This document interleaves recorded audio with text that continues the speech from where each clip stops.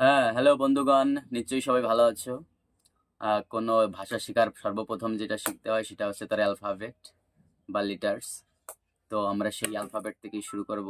আমি জানি তোমরা সবাই জানো অ্যালফাবেটটা কি, কিন্তু তারপরেও যেহেতু আমরা শিখছি একটা চাইল্ডের মতোই আমরা এটা শিখবো।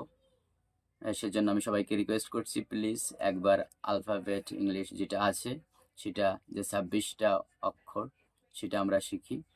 আবার একবার শিখি। এই 26টা অক্ষর এসেছে ল্যাটিন ভাষা থেকে। বন্ধুগণ, এখন আপনারা একটা মিউজিক শুনুন, অ্যালফাবেট মিউজিক।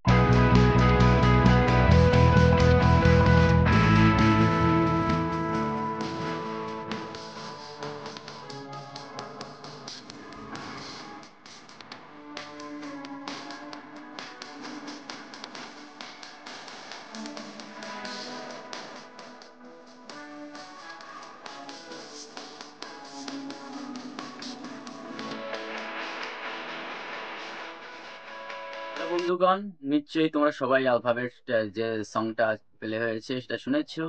আবার সবাই আমার সঙ্গে একবার ঝালাই করে নাও।